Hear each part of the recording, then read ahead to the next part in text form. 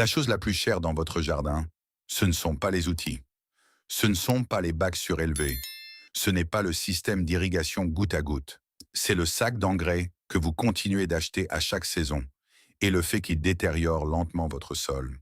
La plupart des jardiniers dépensent entre 150 et 300 $ par an en engrais synthétiques. Et chaque dollar dépensé habitue leur sol à en avoir davantage besoin l'année suivante. Il existe une autre méthode. Elle est plus ancienne que n'importe quelle marque d'engrais, plus ancienne que n'importe quelle université agricole. Et le coût total pour la mettre en place est d'environ 2 $. Tom Hartley a 58 ans. Il jardine sur un terrain d'un quart d'acre à l'extérieur de Knoxville, dans le Tennessee. Il y a 3 ans, il a complètement arrêté d'acheter de l'engrais. Il a construit ce que j'appelle le système de compostage biblique, en n'utilisant rien d'autre que des restes de cuisine, des feuilles mortes et un rouleau de grillage à 2 $. Son rendement en tomates a augmenté de 340% dès la deuxième saison. Sa facture d'eau a baissé. Son sol est devenu plus sombre chaque mois. Il n'a rien utilisé de nouveau. Il a utilisé quelque chose de très très ancien. À la 4e minute, je vous montrerai le processus exact de construction en 2 couches. À 9 minutes, je vous guiderai à travers le système d'activation à 3 niveaux. Et à 12 minutes, nous examinerons une comparaison détaillée des coûts, 2 $ contre 200 $, avec de vrais chiffres. Il ne s'agit pas de revenir à quelque chose de primitif. Il s'agit de reconnaître qu'un système vieux de 4000 ans surpasse toujours la chimie moderne. Ce n'est pas de la nostalgie, c'est une preuve. Ouvrez votre Bible à Genèse 2, 7. L'Éternel Dieu forma l'homme de la poussière de la terre. La plupart des gens lisent dans cela comme de la poésie, comme un symbole. Ce n'est pas un symbole, c'est de la science des matériaux. Le mot utilisé dans l'hébreu original est Adama, le sol, la terre, la même racine que le nom Adam. Dieu n'a pas formé l'homme à partir de la roche, ni de l'eau, ni de l'air, à partir du sol. Plus précisément, à partir de la couche biologique de la terre où la matière organique se décompose et se recombine en tissu vivant. Ce n'est pas une métaphore, c'est la première description enregistrée du cycle du carbone. Allez maintenant à Deutéronome 26, 10. Et maintenant, voici, j'apporte les prémices des fruits du sol que tu m'as donnés, ô Éternel. Ce verset est le fondement d'une loi, une loi agricole. Il était ordonné aux Israélites de rendre les premiers fruits à la terre, de ne pas tout consommer, de ne pas exporter chaque nutriment hors du sol sans rien remplacer. Rendez ce que la terre vous a donné.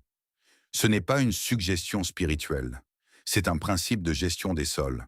Chaque fois que vous récoltez une tomate, une courge, une poignée de haricots, vous retirez de l'azote, du phosphore, du potassium et des dizaines d'oligo-éléments du sol. La terre les a cédés. L'instruction biblique est claire. Quelque chose doit y retourner. Les engrais modernes tentent de le faire. Ils échouent sur un point critique. Le NPK synthétique remplace 3 nutriments. Un sol vivant nécessite plus de 70 composés minéraux distincts, plus tout un écosystème biologique de champignons, de bactéries et de protozoaires que les intrants synthétiques ne peuvent pas reproduire et qu'ils suppriment activement. Le système biblique n'utilisait pas la chimie, il utilisait la décomposition. La matière organique, restes de plantes, déchets animaux, matière carbonée sèche, était retournée au sol et laissée se décomposer naturellement. Ce processus de décomposition ne nourrit pas seulement la plante, il nourrit le sol lui-même. Les bactéries, les réseaux fongiques, les organismes qui convertissent les minéraux bruts en forme qu'une racine peut réellement absorber. Il y a un nom pour ce processus aujourd'hui. Nous l'appelons le compostage. Les Israélites n'avaient pas ce mot. Mais des fouilles à Tel Megiddo, l'un des sites archéologiques les plus étudiés en Israël, ont mis au jour des fosses à déchets structurées datant d'environ 1800 avant notre ère. Des matières organiques en couches, positionnées près des parcelles de jardin, entretenues délibérément. Ils savaient exactement ce qu'ils faisaient. L'Écriture ne décrit pas un rituel, elle décrit un système biologique en boucle fermée. Prenez de la terre, rendez à la terre, laissez la terre se reconstruire. Répétez cela pendant 4000 ans. Ce système reste la méthode de construction des sols la plus efficace jamais documentée. À la 9e minute, vous verrez comment ce principe de boucle fermée correspond directement à une structure physique à 3 niveaux, que vous pouvez installer dans votre propre jardin ce week-end. Mais d'abord, la science qui explique pourquoi cela fonctionne au niveau cellulaire. Parlons de ce qui se passe réellement à l'intérieur d'un sol sain. Pas de philosophie, pas de foi, de la physique et de la biologie. En 2012, le Rodal Institute a publié les résultats d'un essai agricole comparatif de 30 ans. L'une des plus longues études agricoles continue jamais menée aux États-Unis. Les conclusions étaient précises. Le sol géré exclusivement avec de la matière organique compostée avait une capacité d'échange cationique, c'est-à-dire la capacité du sol à retenir et à transférer les nutriments aux racines des plantes, qui était 23% supérieure à celle du sol géré avec des engrais synthétiques sur la même période. Même terre, même culture, même climat. 23% de capacité de transfert de nutriments en plus, simplement en retournant systématiquement la matière organique à la terre. Cette même étude a mesuré la rétention d'eau. Le sol composté conservait l'humidité 31% plus longtemps après des précipitations ou une irrigation. Cela signifie moins d'arrosage, moins de pertes par évaporation, moins de stress sur le système racinaire pendant les périodes sèches. Une étude, deux chiffres, tous deux significatifs. Remontons maintenant plus loin. La division de recherche sur le compostage de l'EPA a documenté qu'une tonne de compost fini, le type que vous pouvez produire à partir de restes de cuisine et de déchets de jardin en 60 à 90 jours, contient l'équivalent fonctionnel de 150 à 200 livres d'engrais azotés synthétiques. La différence réside dans le mécanisme de distribution. L'azote synthétique frappe le sol en un seul pic soluble. Les racines absorbent ce qu'elles peuvent dans une fenêtre étroite. Le reste s'infiltre dans les eaux souterraines dans les 72 heures suivant l'application. Vous l'avez payé. La plante en a utilisé peut-être 40%. Le reste a disparu. Le compost libère l'azote lentement, en continu, sur 18 à 24 mois. Le processus de décomposition biologique synchronise sa libération pour correspondre au rythme de croissance de la plante. La plante puise ce dont elle a besoin. Le sol garde le reste en réserve. Ce n'est pas un accident, c'est une conception. Voici le mécanisme physique. Le compost crée ce que les pédologues appellent une structure agrégée. Les particules individuelles du sol, sable, limon, argile, se lient ensemble en petits amas appelés agrégats. Ces amas créent dans des espaces poreux. Les espaces poreux permettent aux racines de pénétrer plus profondément avec moins de résistance. Ils permettent à l'eau de se déplacer à travers le sol à un rythme contrôlé plutôt que de s'accumuler à la surface ou de s'écouler directement. L'Université d'État du Kansas a mesuré la profondeur des racines dans un sol amendé avec du compost par rapport à un sol fertilisé synthétiquement sur une seule saison de croissance. Les racines dans les parcelles compostées ont pénétré en moyenne 14 pouces plus profondément. 14 pouces. C'est la différence entre une plante qui survit à une sécheresse de 2 semaines et une qui s'effondre au 4e jour. Des racines plus profondes signifient plus de surface. Plus de surface signifie plus d'absorption de nutriments.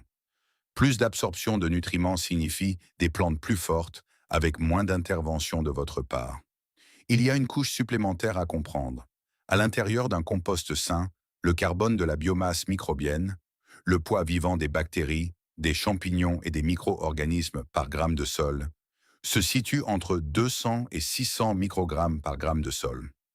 Dans un sol dépendant des produits synthétiques après 20 ans d'application chimique, ce nombre chute entre 40 et 80 microgrammes par gramme. Ce n'est pas une petite différence. C'est un effondrement. Ces micro-organismes ne sont pas décoratifs. Ils constituent le mécanisme réel par lequel les nutriments deviennent disponibles pour les racines des plantes. Sans eux, vous pouvez verser de l'engrais directement sur le sol, et la plante ne pourra toujours pas accéder à la majeure partie de celui-ci. La biologie est le pont. L'acide humique, un composé produit exclusivement par la décomposition organique, agit comme un conducteur d'ions. Il se lie aux molécules de nutriments et les transfère à travers la paroi de la membrane racinaire. Pas d'acide humique signifie pas de transfert. Pas de compost signifie pas d'acide humique. L'engrais synthétique contient zéro acide humique. Le système biblique le produit automatiquement, dans chaque couche, à chaque étape de la décomposition. Voici maintenant la confirmation archéologique. Ces fausses bases à déchets structurées à tel Megiddo que j'ai mentionné, datées au carbone 14 à 1800 avant notre ère, n'étaient non pas des tas d'ordures aléatoires. Des échantillons de sol prélevés dans des parcelles de jardin directement adjacentes ont montré des concentrations d'acide humique mesurablement plus élevées que le sol non géré environnant. Après 3800 ans, la signature chimique d'un compostage délibéré était toujours détectable dans la terre.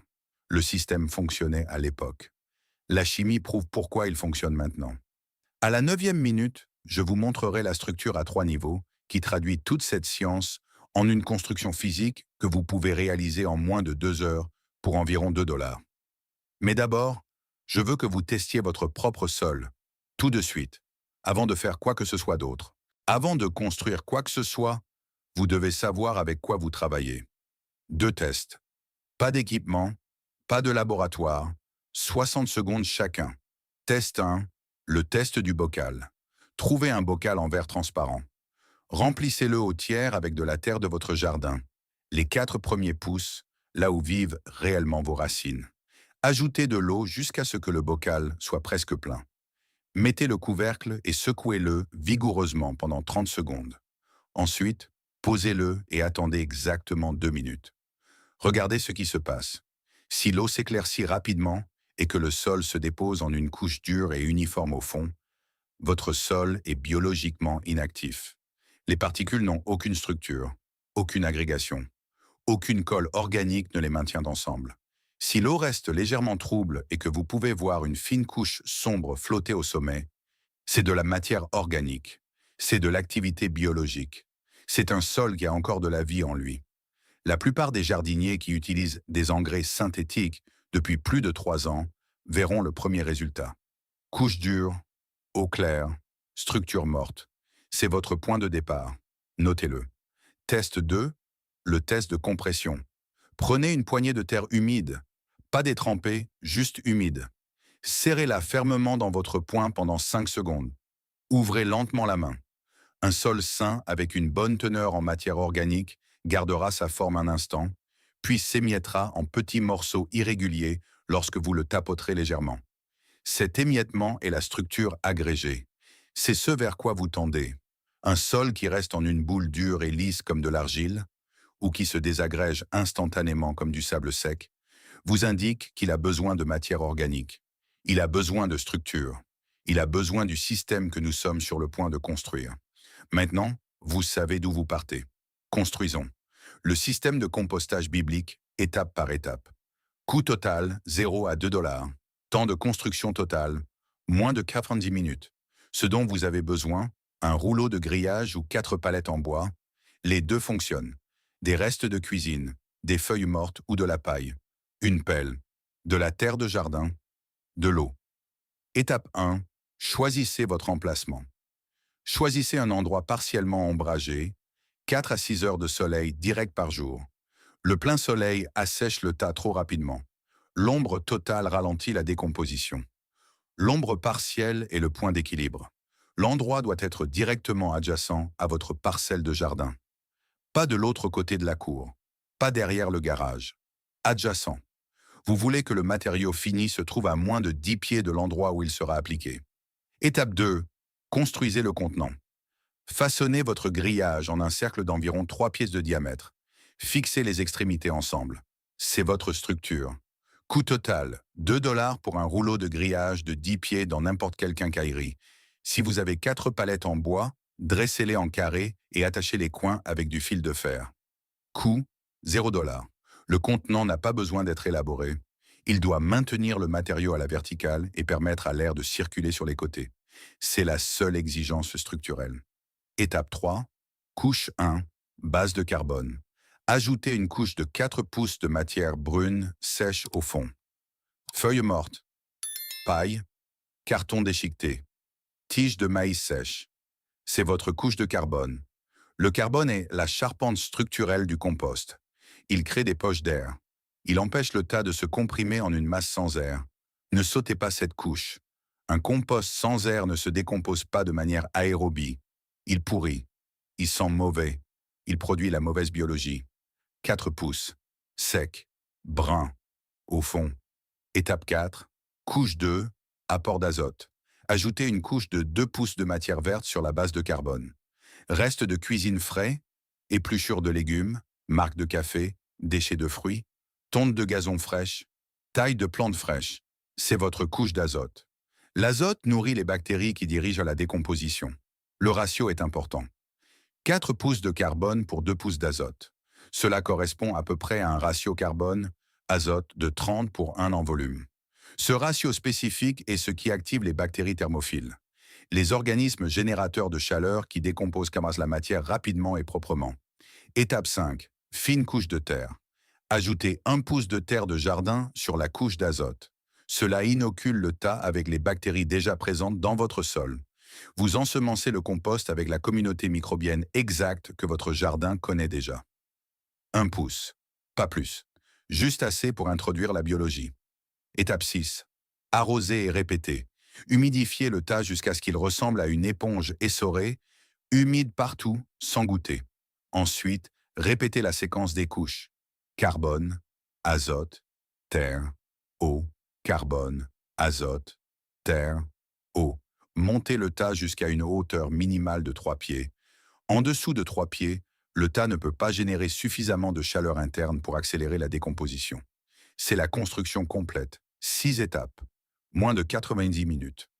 2$ maximum. Dans les 24 heures, plongez votre main au centre du tas. Il sera sensiblement chaud, entre 130 et 160 degrés Fahrenheit au cœur. Cette chaleur est l'activité bactérienne thermophile. Cela signifie que le système fonctionne. Cela signifie que la décomposition a commencé. Dans les 7 jours, le volume du tas diminuera de 30 à 40% à mesure que la matière se comprime et se décompose. Vous verrez des brins blancs ressemblant à des fils traverser les couches inférieures. C'est le mycélium fongique. C'est exactement ce que vous voulez. Les champignons commencent à décomposer la matière riche en carbone en composés que les bactéries peuvent traiter. Dans les 30 jours, la couche inférieure commencera à sentir le sous-bois. Sombre, riche, terreux. Pas la pourriture, pas la décomposition, le sous-bois. Cette odeur est la formation d'acide humique. C'est la signature biologique d'un compost actif. Cette couche inférieure est prête à être appliquée à votre jardin comme amendement de sol principal. Les résultats de votre test de sol d'il y a 20 minutes commenceront à s'inverser dans les 60 jours suivant une application régulière de compost. Le test du bocal montrera de la matière organique flottant au sommet. Le test de compression montrera cet émiettement, cette structure agrégée, revenir dans votre sol.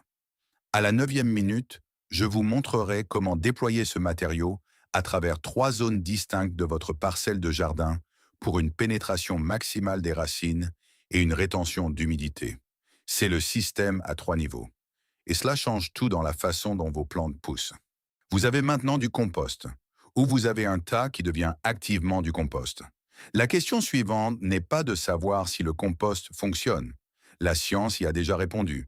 La question suivante est de savoir où vous le mettez et sous quelle forme, pour obtenir la réponse biologique maximale de votre sol. La plupart des jardiniers répandent du compost sur le dessus de leur plate-bande une fois par an et considèrent que c'est terminé. C'est un tiers du système. Cela produit un tiers des résultats. Le modèle agricole biblique, reconstitué à partir de preuves archéologiques, de la chimie des sols et d'anciens textes de gestion des terres, fonctionnait sur 3 couches simultanées. Chaque couche cible une zone de profondeur différente. Chaque couche active un mécanisme biologique différent. Chaque couche produit des résultats sur une chronologie différente. Voici le système complet à 3 niveaux. Niveau 1, dépôt souterrain. Profondeur cible, 6 à 10 pouces sous la surface. C'est la couche à laquelle la plupart des jardiniers modernes ne touchent jamais. Prenez votre compost fini, le matériau sombre qui sent le sous-bois provenant du fond de votre tas, et enterrez-le. Ne le répandez pas. Enterrez-le. Creusez une tranchée de 8 pouces de profondeur sur toute la longueur de votre parcelle de jardin. La tranchée doit faire environ 6 pouces de large. Dans cette tranchée, placez une couche continue de compost fini, de 2 à 3 pouces d'épaisseur le long du fond de la tranchée. Ensuite, remblayez avec votre terre d'origine, en appuyant doucement pour éliminer les poches d'air. Vous venez de créer un réservoir biologique souterrain. Voici le mécanisme. Les racines des plantes suivent l'humidité et les nutriments vers le bas. Lorsque le compost est enterré à 8 pouces, la libération lente d'azote, de phosphore et d'acide humique crée un gradient, une concentration de nutriments disponibles en profondeur. Les racines détectent ce gradient et poussent vers lui. Elles descendent au lieu de rester près de la surface. Un système racinaire qui s'étend jusqu'à 18 ou 20 pouces n'est pas la même plante que celle qui plafonne à 4 ou 5 pouces. Il accède à un volume de sol fondamentalement différent. Plus de surface minérale, plus de réserve d'humidité, plus d'échanges biologiques. Les données de l'État du Kansas ont montré une différence de 14 pouces dans la profondeur des racines entre les parcelles compostées et synthétiques. Le dépôt souterrain en est la raison principale. Utilisez un tasse de compost fini par pied linéaire de tranchée. L'architecture des racines commence à se modifier dans les 21 à 30 jours suivant la plantation au-dessus d'un dépôt souterrain. Les plantes montrent une tolérance à la sécheresse mesurablement plus élevée dès la première saison de croissance. La masse racinaire à 60 jours a en moyenne un volume de 40 à 60% supérieur à celui des applications en surface uniquement. Ce niveau est invisible après l'installation. Il fonctionne entièrement sous terre. Vous ne le verrez pas. Vous verrez ce qu'il produit.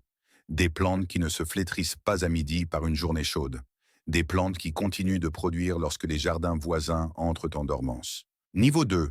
Couche de paillis de surface.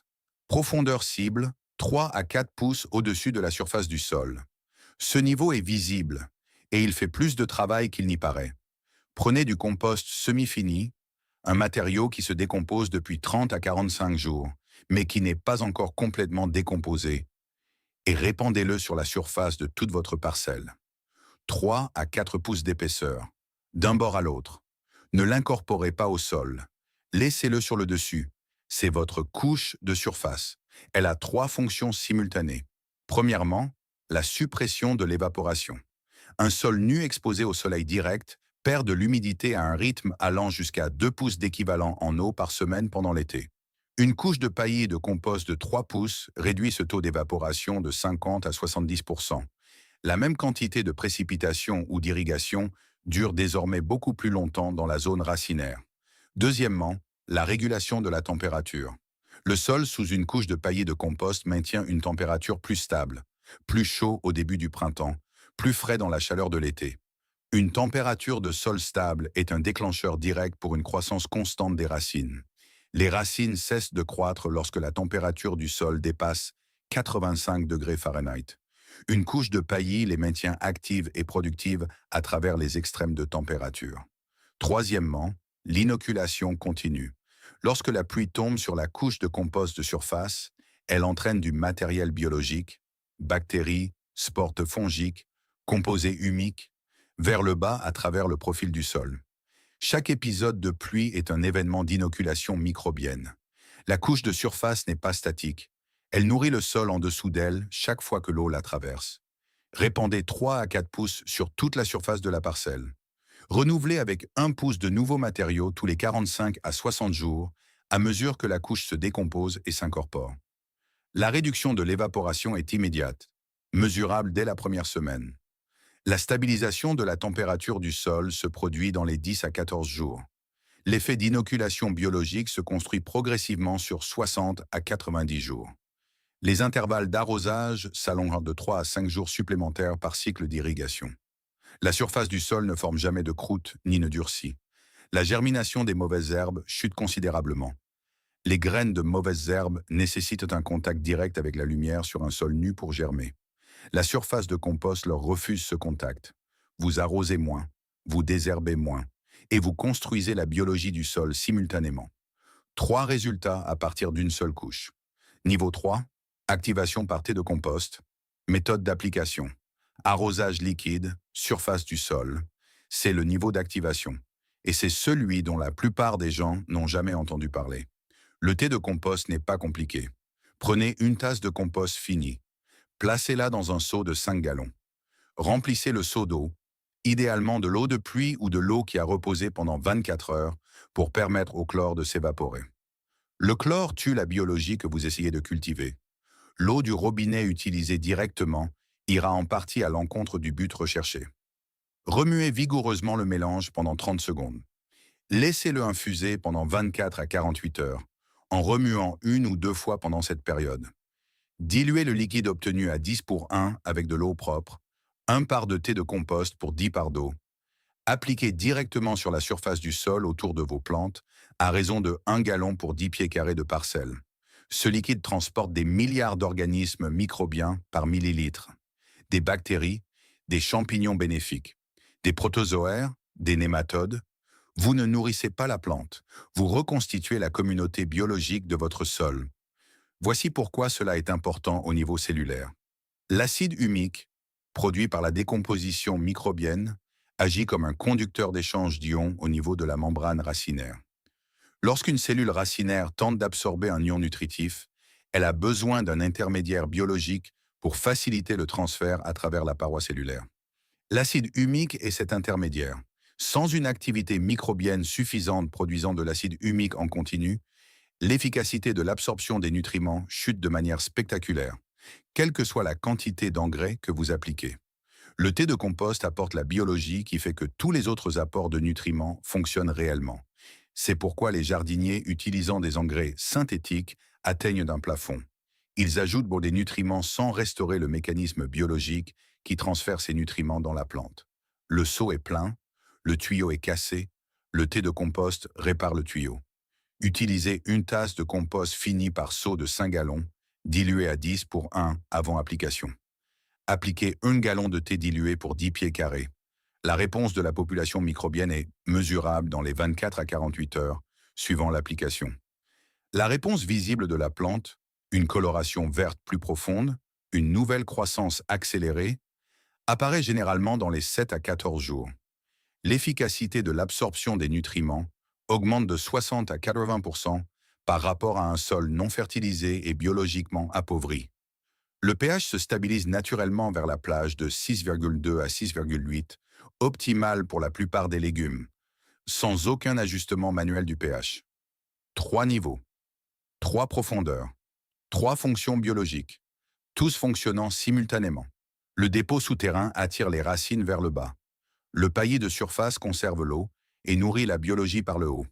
Le thé de compost reconstitue la population microbienne dans la zone racinaire active. Le système se renforce de lui-même. Chaque niveau soutient la fonction des deux autres. À mesure que la couche de surface se décompose, elle nourrit la zone souterraine. À mesure que la zone souterraine développe la profondeur des racines, la plante devient plus efficace pour puiser ce que le thé de compost apporte. À mesure que la population microbienne croît, la décomposition s'accélère, produisant plus de compost fini pour les 3 niveaux. Il fonctionne avec des restes de cuisine et des feuilles mortes. Coût total des matériaux, 2 $. À la 12e minute, nous mettrons des chiffres exacts en dollars sur la comparaison entre ce système et l'approche conventionnelle des engrais que la plupart des jardiniers utilisent actuellement. Mais d'abord, il y a une habitude courante qui va activement à l'encontre de tout ce que nous venons de construire. Et la plupart des jardiniers le font tous les jours, sans se rendre compte des dégâts que cela cause. Il y a une habitude d'arrosage qui défait tout ce que nous venons de construire. C'est la pratique d'arrosage la plus courante dans les jardins familiaux américains. Elle est recommandée sur les emballages d'engrais. Elle est démontrée dans d'innombrables vidéos de jardinage. Et elle détruit systématiquement l'architecture racinaire de chaque plante qu'elle touche. Cette habitude est la suivante. Arroser légèrement tous les jours. Quelques minutes avec le tuyau d'arrosage chaque matin. Un demi-pouce d'eau appliqué à la surface. Régulier, pratique et profondément contre-productif. Voici ce que cela fait à votre plante. Les racines ne poussent pas au hasard. Elles poussent de manière directionnelle vers l'humidité et les nutriments. C'est ce qu'on appelle l'hydrotropisme. Le système racinaire cartographie le gradient d'humidité dans le sol et s'étend vers les zones où l'eau est constamment disponible. Lorsque vous arrosez légèrement tous les jours, vous placez constamment de l'humidité dans les 2 à 3 premiers pouces de sol. La surface reste humide, le sol plus profond reste sec. Le système racinaire lit ce gradient avec précision. Il reste superficiel. Il n'a aucune raison biologique d'aller plus en profondeur, car tout ce dont il a besoin est disponible à la surface. En une seule saison de croissance avec un arrosage léger quotidien, la majorité des racines nourricières de votre plante Les fines racines capillaires responsables de 96% de l'absorption des nutriments et de l'eau seront concentrées dans les 3 à 4 premiers pouces de sol. C'est un système racinaire de 4 pouces sur une plante conçue pour atteindre 18 à 24 pouces. La Cooperative Extension de l'Université de Californie a documenté cet effet sur plusieurs cultures légumières au cours d'une période d'étude de 3 ans. Les plantes irriguées avec des applications superficielles quotidiennes ont développé des systèmes racinaires d'une profondeur moyenne de 3,2 pouces. Les plantes irriguées avec des applications profondes et peu fréquentes, 1,5 pouces d'eau tous les 4 à 7 jours, ont développé des systèmes racinaires d'une profondeur moyenne de 14,6 pouces. Même sol, même graines, mêmes apports en engrais, 3,2 pouces contre 14,6 pouces. Ce n'est pas une petite variation, c'est une plante fondamentalement différente. Une plante avec un système racinaire de 3 pouces dépend entièrement de vous, tous les jours, sans exception. Manquez un arrosage pendant une vague de chaleur et la plante se fane en quelques heures. La zone racinaire superficielle se réchauffe rapidement. Le sol de surface peut atteindre 110 à 120 degrés Fahrenheit par un après-midi chaud. Les racines cessent de fonctionner à ces températures. La plante subit un stress thermique. La croissance s'arrête. La production de fruits chute. Cette même plante, avec un système racinaire de 14 pouces, accède à un sol qui reste à 68 à 72 degrés Fahrenheit, même lors des pics de chaleur en surface. Elle possède des réserves d'humidité que la surface ne voit jamais. Elle peut passer 5 à 7 jours sans irrigation et ne montrer aucun stress visible. L'une des plantes est dépendante, l'autre est résiliente. L'arrosage léger quotidien crée la dépendance. L'arrosage profond et peu fréquent renforce la résilience. Ajoutez maintenant les engrais synthétiques à ce tableau. Le NPK synthétique est hydrosoluble. Il se dissout et se déplace avec l'eau. Lorsque vous l'appliquez à la surface et que vous arrosez légèrement, il reste dans les 2 à 3 premiers pouces, exactement là où vos racines superficielles l'attendent. La plante obtient une réponse immédiate. Des feuilles vertes, une croissance rapide, des résultats visibles en quelques jours. Cette réponse visible est réelle. Et c'est un piège. La plante a été entraînée à s'attendre à un pic de nutriments solubles dans la couche superficielle. Son système racinaire a été entraîné à rester en surface pour l'intercepter. Le sol plus profond, intact, biologiquement inactif, n'est pas pertinent pour le modèle de survie de cette plante. Arrêtez l'engrais pendant une saison et la plante s'effondre. Le sol n'a aucune réserve. La biologie est épuisée, les racines n'ont nulle part d'autre où aller. Les données à long terme sur la santé des sols de l'Université d'État du Kansas ont montré que les champs gérés avec des engrais synthétiques pendant 20 années consécutives présentèrent des niveaux de diversité microbienne 67% inférieurs à ceux des champs gérés avec des apports de compost organique. 67%. Les 2 tiers de la communauté biologique disparus, pas réduits, fonctionnellement éliminés.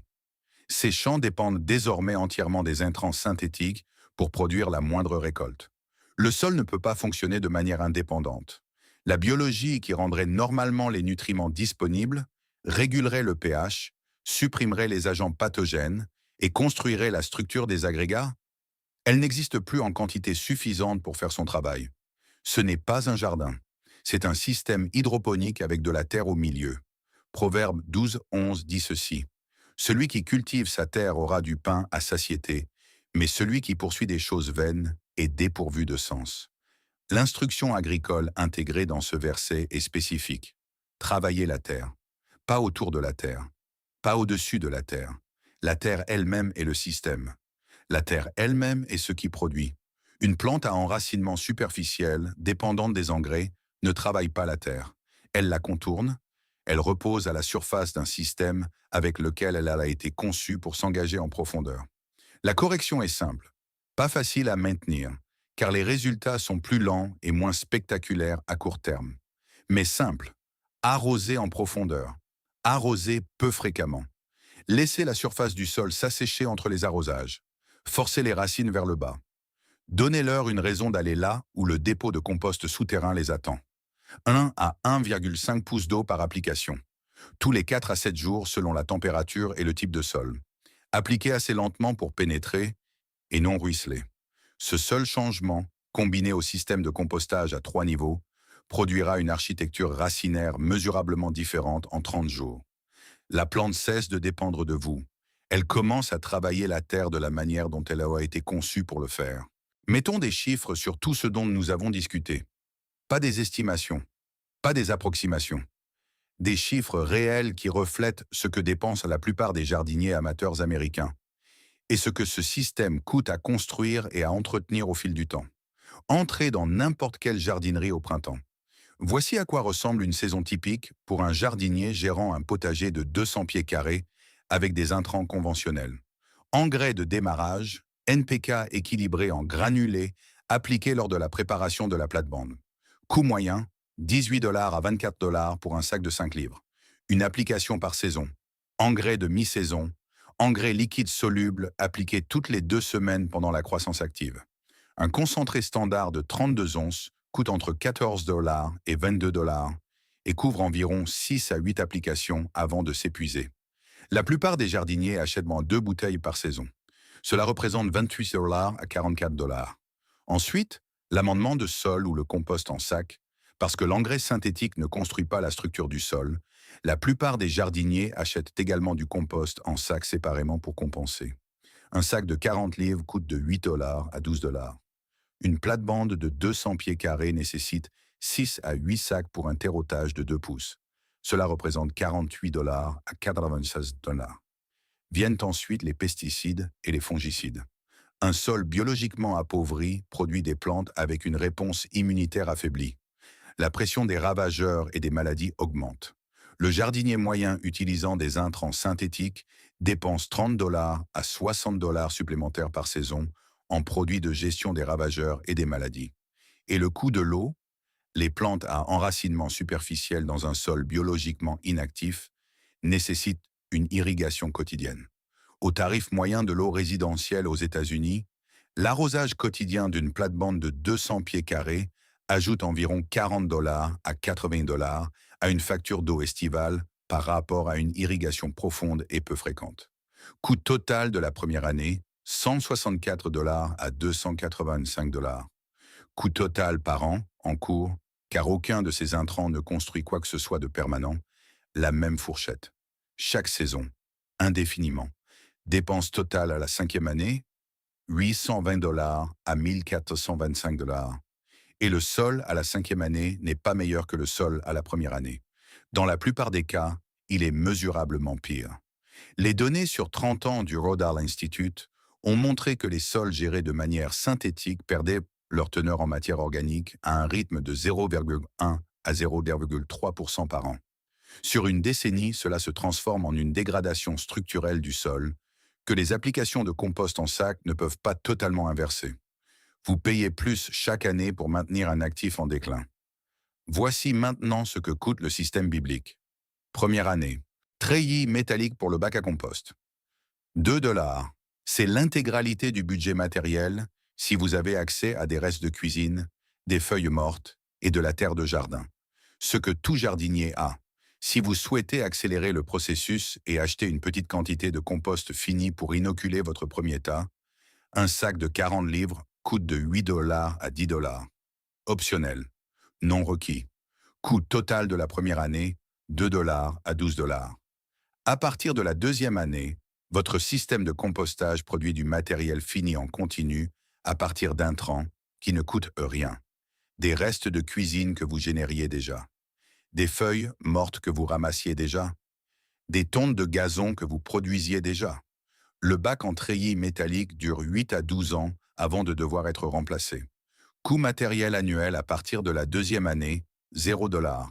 Le coût de l'eau avec ce système s'élève à environ 12$ à 20$ par été pour la même plate-bande de 200 pieds carrés, contre 40$ à 80$ avec une irrigation superficielle quotidienne. La gestion des ravageurs et des maladies chute à presque zéro en 2 à 3 saisons, car la biologie du sol renforce la réponse immunitaire des plantes depuis la racine. Coût total de la première année, 2$ à 12$. Coût annuel continu total, 0$ à 5$. Dépense totale à la 5e année, 2$ à 32$. Le système moderne possède une chaîne d'approvisionnement.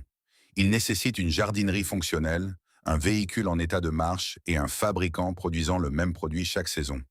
Supprimez l'une de ces dépendances et le système cesse de fonctionner. Le système biblique n'a pas de chaîne d'approvisionnement. Il nécessite une cuisine, un jardin et un bac fabriqués avec 2 $ de treillis métallique. Les intrants se régénèrent d'eux-mêmes. Le système s'améliore avec l'âge au lieu de se dégrader. À la 10e année, la plate-bande gérée avec du compost produit un sol plus riche et biologiquement plus actif qu'à la première année. À la 10e année, la plate-bande gérée de manière synthétique nécessite plus d'intrants qu'à la première année pour produire le même rendement. Un système construit, un système consomme. Tom Hartley, à Knoxville, a dépensé 2 $ en treillis métalliques il y a 3 ans. Il n'a rien dépensé en engrais depuis. Son sol est plus sombre qu'il ne l'était au début. Ses plantes sont plus grandes. Sa facture d'eau est plus basse. La pression des ravageurs est minime. Il ne fait pas plus de travail qu'avant. Il en fait moins. Le système fait le travail. 2 $ contre 285 $. Même jardin. Trajectoire complètement différente. Ce n'est pas un choix de mode de vie. C'est une décision financière à effet cumulatif avec 4000 ans d'historique derrière elle. Nous avons couvert beaucoup de terrain aujourd'hui, au sens propre comme au sens figuré. Mais je veux vous laisser avec quelque chose qui va au-delà des chiffres, au-delà des mesures de profondeur des racines, des comparaisons de coûts et des données sur la biomasse microbienne. Parce que toute cette science, aussi précise et utile soit-elle, ne fait que confirmer quelque chose qui a été écrit il y a très longtemps. Ouvrez à Ésaïe 58:11. L'Éternel sera toujours ton guide. Il rassasiera ton âme dans les lieux arides et il redonnera de la vigueur à tes eaux. Tu seras comme un jardin arrosé, comme une source dont les eaux ne tarissent pas. Lisez cela d'un point de vue agricole, pas spirituel, agricole. Un jardin arrosé, pas un jardin irrigué, pas un jardin fertilisé, un jardin arrosé, dont l'humidité vient de l'intérieur, de la profondeur, d'un système racinaire si bien établi qu'il puise dans des réserves que la chaleur de surface ne peut atteindre. Une source d'eau dont les eaux ne tarissent pas. Ce n'est pas une image poétique, c'est la description d'une plante avec un système racinaire de 18 pouces dans un sol biologiquement actif et amendé de compost. Une plante qui ne périt pas pendant la sécheresse parce qu'elle ne dépend pas de la surface. Une plante qui produit dans des endroits arides parce que ses fondations vont plus loin que l'aridité ne l'atteint. Ésaïe n'écrivait pas des instructions de jardinage. Mais l'image qu'il a choisie, le tableau agricole spécifique qu'il a utilisé pour décrire la stabilité, la suffisance et la résilience, était un jardin profondément enraciné, soutenu de l'intérieur et qui ne tarit jamais. C'est le système que nous avons construit aujourd'hui. Votre sol est soit en train de se construire, soit en train de décliner. Il n'y a pas de neutralité. Le système à 2 $ surpasse le système à 200 $, non pas parce qu'il coûte moins cher, mais parce qu'il fonctionne avec la conception biologique du sol, au lieu de la contourner. Un arrosage superficiel produit des racines superficielles. Des racines superficielles produisent des plantes dépendantes. Des plantes dépendantes produisent des jardins coûteux. 4000 ans de pratiques agricoles, confirmées par l'archéologie à Tel Megiddo, validées par des essais de 30 ans au Rodale Institute, quantifiées par des études sur la profondeur des racines à l'État du Kansas, pointent tous dans une direction cohérente. Retournez la matière organique à la terre. Construisez de bas en haut. Laissez la biologie faire le travail. C'est tout le système. Il tient en une phrase. Tom Hartley a compris cela il y a 3 ans dans le Tennessee avec un rouleau de treillis métallique et un tas de restes de cuisine. Son sol est meilleur aujourd'hui qu'il ne l'était le jour où il a commencé. Il sera meilleur l'année prochaine qu'il ne l'est aujourd'hui. Voilà à quoi ressemble un système qui se construit. Lent au début, puis indéniable. Faites le test du bocal aujourd'hui, tout de suite avant la fin de cette vidéo. Un bocal transparent, de la terre de jardin, de l'eau, 30 secondes d'agitation, 2 minutes d'observation. Ce que vous verrez vous dira exactement d'où vous partez. Et commencez, savoir où vous en êtes réellement est la seule chose qui compte en ce moment. Construisez le bac en treillis métallique ce week-end. Superposez le carbone, superposez l'azote, ajoutez la terre, ajoutez l'eau. Laissez le processus commencer. Vous n'avez pas besoin de tout faire en même temps. Le niveau 1, le niveau 2 et le niveau 3 peuvent être mis en œuvre au cours d'une seule saison de croissance. Commencez par le tas de compost. Appliquez la première couche de paillis de surface lorsque vous avez 30 jours de matériel. Installez le dépôt souterrain au début de votre prochaine plantation. Préparez votre premier thé de compost lorsque le tas sent le sous-bois. Une étape à la fois. Le système produit des effets cumulatifs. La biologie s'accumule, le sol s'améliore. Et la saison prochaine, lorsque vous passerez devant la jardinerie et que vous verrez les sacs d'engrais à 24 $ empilés près de l'entrée, vous continuerez votre chemin. Si cette vidéo vous a apporté quelque chose d'utile, un chiffre, un test, un mécanisme dont vous n'aviez jamais entendu parler, abonnez-vous. Il y a toute une série qui s'appuie sur ces fondations. Le démarrage des semis à partir de principes bibliques, des techniques d'irrigation anciennes validées par l'hydrologie moderne, des systèmes de culture associés documentés dans des textes agricoles pré-romains. Chaque vidéo suit la même structure. Écriture, science, application sur le terrain, chiffres réels. Une question avant de partir. Indiquez votre type de sol dans les commentaires ci-dessous. Argile, sable, limon, rocheux. Peu importe avec quoi vous travaillez, je lis chaque commentaire et les défis liés au sol les plus courants façonneront les prochaines vidéos de cette série. Et si vous connaissez quelqu'un qui dépense 200 $ par saison en engrais et qui se demande pourquoi son jardin ne s'améliore pas, partagez cette vidéo avec lui. Une conversation. Un rouleau de treillis métallique à 2 $. Potentiellement des années de résultats cumulatifs. La Terre est patiente. Elle réagit à ce que vous lui donnez. Donnez-lui ce qu'elle a été conçue pour recevoir, et elle produira plus que ce que vous attendez, plus longtemps que vous ne le prévoyez, à un coût qui s'approche de zéro. C'est le système, c'est la promesse. C'est 4000 ans de confirmation. Le jardin vous attend.